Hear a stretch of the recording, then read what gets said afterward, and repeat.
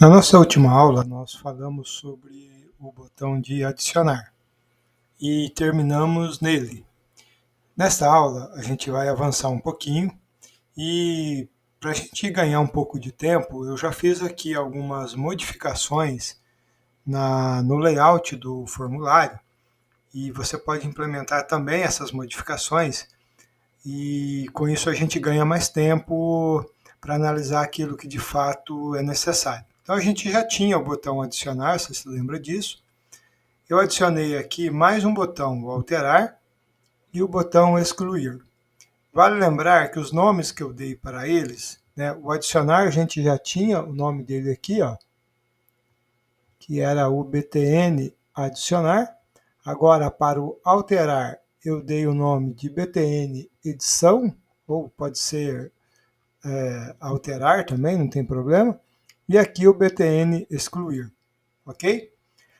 Perceba também que eu incluí este campo aqui, bastante importante por sinal. Como a gente vai ter três tipos de máquinas, né? A máquina de lanche, de bebida e de café, e cada uma delas implementa uma funcionalidade, uma propriedade pelo menos, né? Uma propriedade ali diferenciada. Então eu trouxe aqui esse componente que você vai encontrar aqui na caixa de seleção, ó, que é o Tab Control. Lá no final, ó, você vai encontrar ele aqui, ó. Onde que tá? Onde que tá? Tab Control, esse rapaz aqui, ó. Você vai arrastar ele para cá, tá certo? Você vai arrastar ele para cá e ele permite, ó, tá vendo? Você colocar essas abas. Essas abas aqui, ó, para você colocar, você vai fazer o seguinte, ó, estando com o Tab Control selecionado, você vai vir aqui nas propriedades, ó, e lá no final você tem essa opção aqui, essa propriedade Tab Pages, tá? Você vai clicar aqui no Collection, e aí ele vai abrir então essa telinha onde você vai definir, criar aqui as suas abas. Aqui tem duas coisas importantes que você tem que considerar. Cada aba que você tem aqui, aí você pode adicionar mais abas ou pode remover, inclusive, por aqui. Mas cada uma delas você precisa configurar duas propriedades. Você vai colocar aqui em ordem alfabética para ficar mais fácil. Você precisa da propriedade name, tá certo? E você precisa da propriedade text. O text é o que vai aparecer aqui para o usuário, portanto ele é bastante significativo. Aqui você pode usar acento, pode usar um texto comum, né? E no name, a gente vai usar ele depois para identificar se a aba está selecionada ou não. Então, ela precisa ter um nome significativo. Nesse exemplo meu aqui, ó, eu estou usando TP, né, de tab page, né? De tab page lanche, TP lanche, aqui TP bebida e aqui TP café. Mas você pode colocar um nome que você quiser, você pode colocar tab lanche, tab bebida, tá? Então não tem problema, desde que eles sejam nomes significativos, tá? Então basicamente as duas únicas propriedades que eu modifiquei aqui foram essas: o texto, né, o text e o name. E aí você pode adicionar mais abas aqui ou remover se você precisar. Tudo bem? Dentro de cada aba, eu fiz o seguinte: ó, dentro da aba lanches, eu coloquei aqui um label, né, com data de vencimento, e coloquei esta outra propriedade aqui, ó, que é um timer, um data timer, né? Um data timer. É esse aqui, ó. Você vai encontrar ele aqui, ó, data time picker, tá certo? É esse aqui. Então você vai arrastar ele para cá e esse componente ele permite você fazer o que? Ele permite você trabalhar com um calendário, tá certo? Ele vai trabalhar com um calendário onde você pode escolher ali então a data, tá certo? Eu dei um nome para esse componente de DT vencimento, né? DT vencimento, data table vencimento. Na aba bebida, eu coloquei dois campos. Ó. Coloquei aqui dois checkbox, que é esse aqui, ó, esse componente que está aqui, ó, checkbox, alcoólica e zero açúcar, tá certo? O que eu mudei aqui? Eu mudei o text de cada um, tá certo? O text de cada um, e mudei também o name, né? CK alcoólica, CK zero açúcar, ok? Foram essas as definições que eu fiz aqui para eles. E na aba café, na máquina de café a gente tem aquela opção de colocar nível de açúcar, né? Então eu coloquei aqui um componente que é esse, deixa eu encontrar ele aqui, esse track bar, tá certo? Esse track bar, você pode usá-lo aqui, ó, e ele vai gerar então esse componente deslizante. Na prática, ele vai gerar aqui um valor numérico, tá? Um valor inteiro, de 0 a 10, salvo engano. Que eu configurei aqui? O nome para ele, eu coloquei TB, né? De track bar, nível açúcar, tá certo? Então, dependendo da opção que você escolher aqui, da aba que você escolher, ele vai habilitar um ou outro desses componentes que a gente vai usar. Tudo bem? Então, visualmente é isso que a gente precisa fazer aqui. Agora a gente precisa ir para a parte prática. Mas, para que tudo isso aqui de fato funcione, a gente precisa, na verdade, de uma outra classe. A gente precisa de uma outra classe que você vai colocar lá na pasta Services, tá certo? Na pasta Services, até então ela estava vazia. Você vai criar, então, eu criei aqui com esse nome, ó, CRUD Services, tá certo? Você vai criar uma classe aqui dentro, né? Botão direito, adicionar classe, ó, tá bom?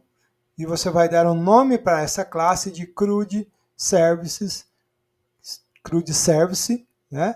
Que é essa classe que eu criei aqui, eu vou mostrar então para você.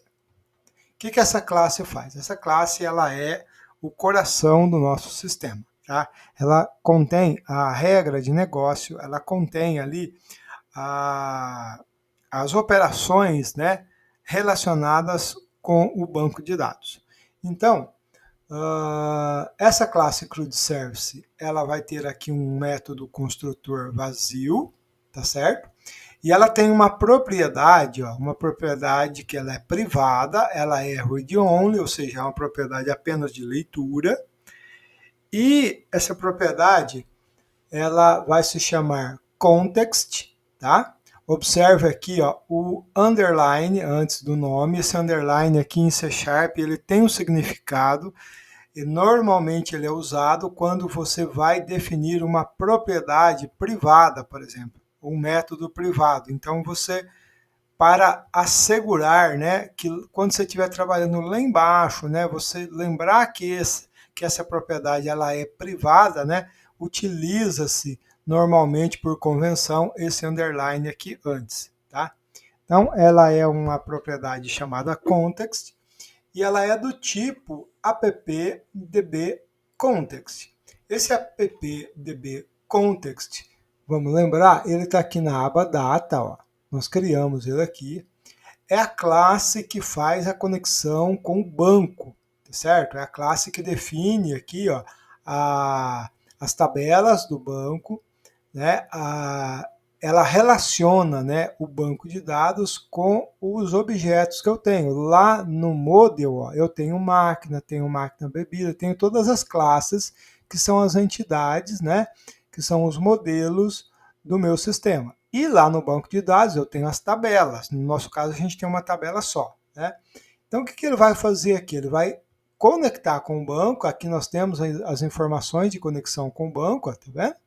Que a gente tem as informações de conexão com o banco. Então, essa classe ela conecta com o banco e, ao mesmo tempo, ela relaciona o banco com as nossas tabelas, tá? Mas ela não realiza nenhuma operação no banco, ela só estabelece a conexão, garante que tudo está certo, garante que os objetos aqui do nosso sistema estejam bem relacionados com as tabelas do banco, mas ela não faz mais nada além disso, tá? Mas ela provê tudo isso. Então, quando a gente cria aqui o nosso CRUD Service, o que a gente faz? A gente cria uma propriedade local, ela é do tipo appdbcontext, e aqui no método construtor, aí sim, ó, eu inicializo essa variável, ó, essa propriedade, com uma nova instância. Dou aqui uma nova instância desta classe que nós criamos lá no data. Com isso, o que significa? Esse context ele vai trazer uma instância, ou seja, uma conexão ativa com o banco, tá? Ela tem uma conexão ativa com o banco, mais que isso, ela tem também tudo aquilo que essa classe appdbContext representa, que é o relacionamento das tabelas do banco de dados com os objetos do nosso sistema, né? Com as classes de modelo do nosso sistema. Então, tudo isso, né, está aqui. Em outras palavras, essa variável context é tudo que eu preciso agora para conversar com o banco, para enviar informação para o banco, buscar informação do banco. Tudo que eu precisar agora está nessa variável porque ela é uma instância dessa classe, ela é uma cópia dessa classe, ela é um objeto. E lembre-se que um objeto sempre vai ser uma cópia da classe, ok? É uma cópia da classe. Aí, o que eu vou fazer aqui? Eu vou fazer o meu CRUD, né? O CRUD é aquele termo, né, que representa as operações de create, de read, de update e delete, ou seja, criar, ler, atualizar e remover dados do banco.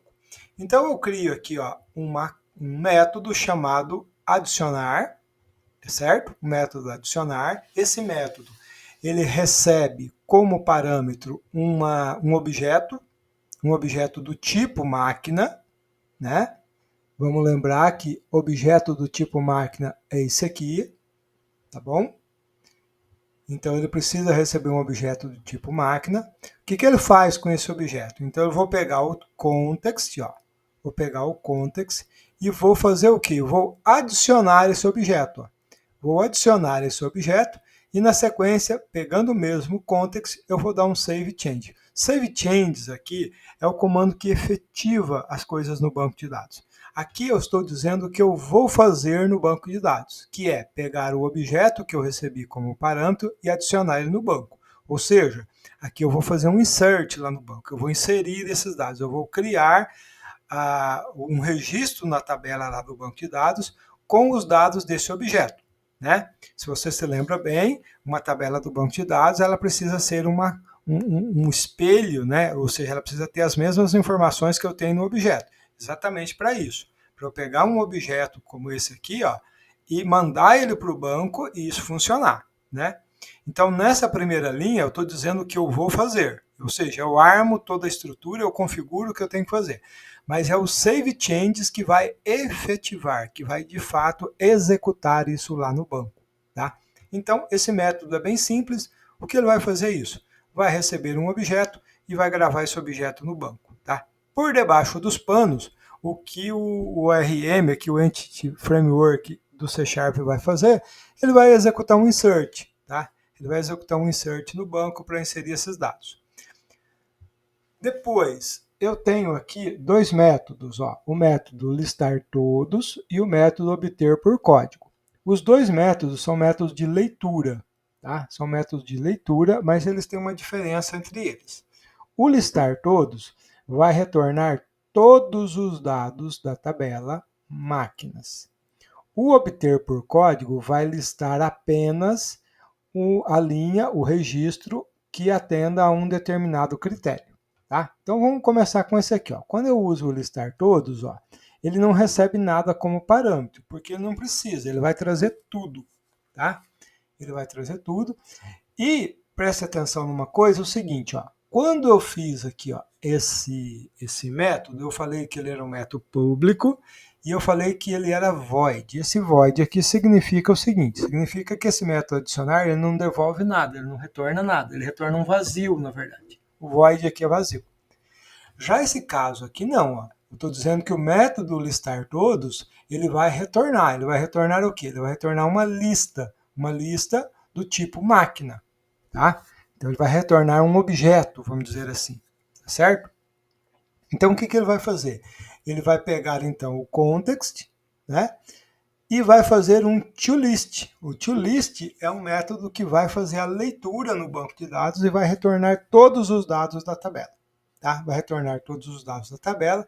E então, quem chamar esse método aqui vai receber então uma lista, né? Uma lista de objetos, né? Vindo da tabela.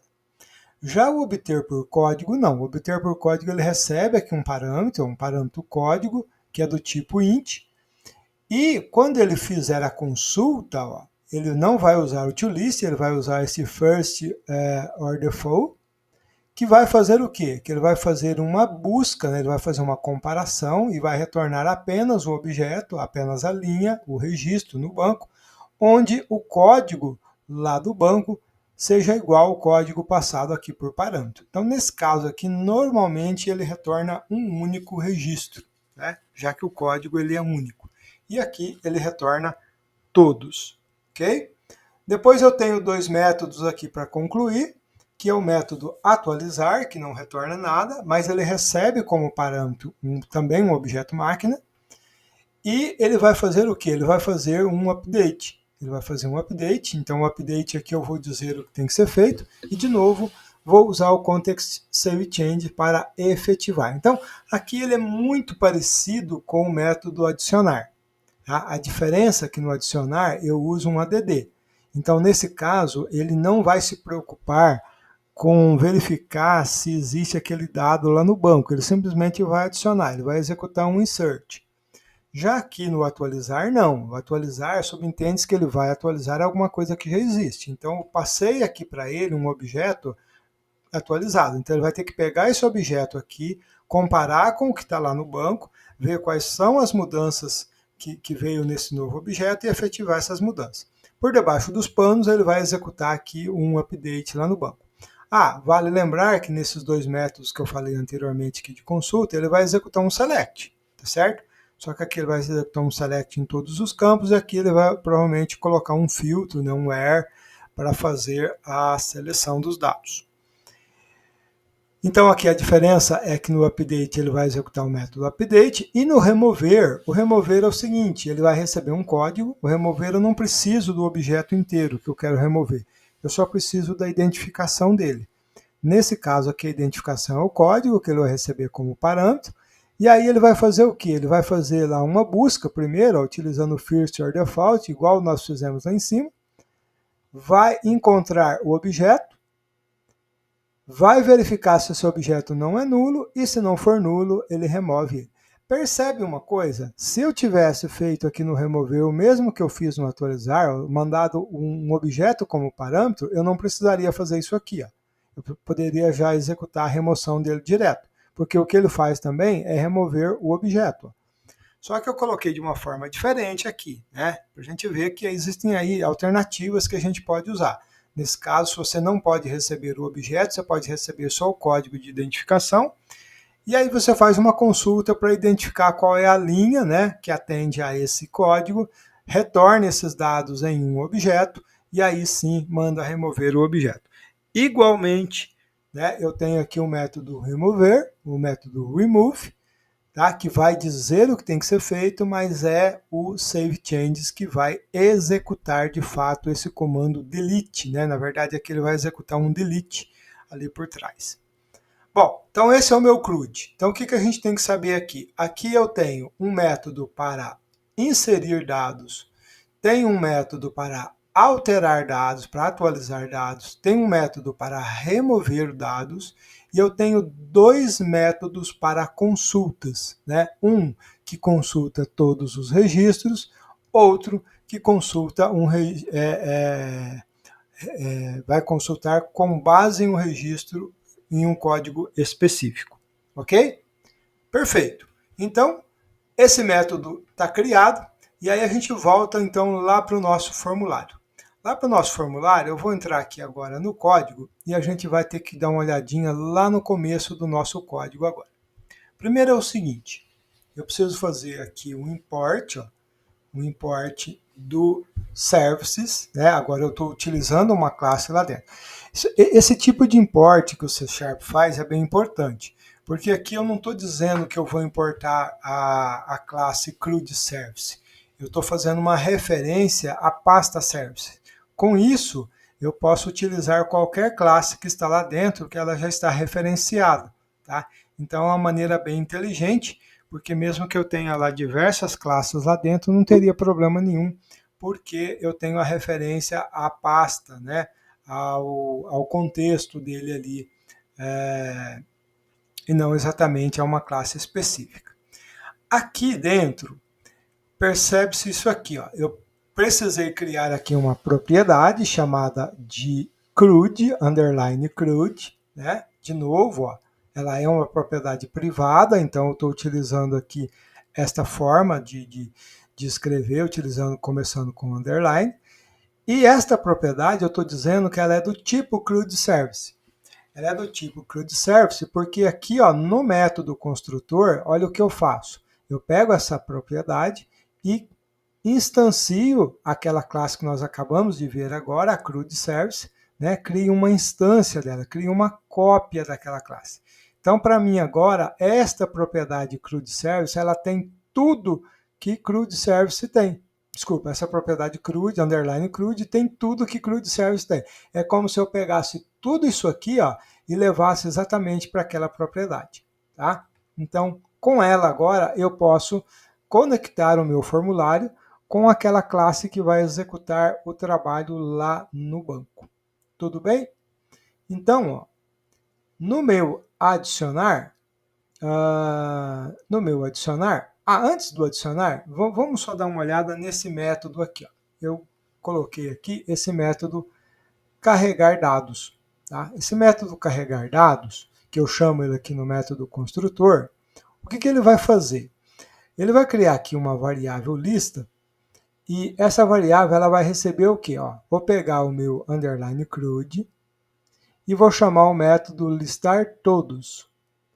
Método listar todos. Isso, esse mesmo aqui que nós criamos. Ó, eu vou chamar esse método aqui. Como é que eu chamo ele então? Eu chamo dessa forma.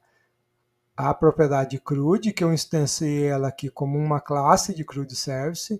Se ela tem tudo que CRUD Service tem, então eu posso chamar aqui, eu posso chamar o listar todos aqui. Tá? E mando converter ela para uma lista, né? Utilizando aqui o toList. Essa lista, eu vou fazer o que com ela? Eu vou configurar ela como data source do meu Data Grid View, tá certo? Então, ela vai fazer uma consulta de todos os registros no banco e vai colocar lá no meu Data Grid, tá certo? Deixa eu só verificar aqui se está ok aqui a conexão para a gente testar. Eu acredito que sim. Vou executar aqui para a gente ver.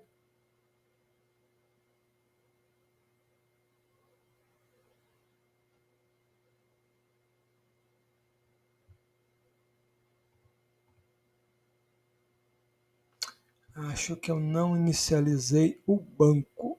Acho que vai dar um erro. Vai. Não foi inicializado, então calma lá. Vamos inicializar agora. Eu estou utilizando aqui o AMP, tá? Para estabelecer a conexão com o MySQL. Então vou parar aqui a conexão, vou parar aqui a execução. Vamos ver se ele já subiu todos os serviços. Ainda não.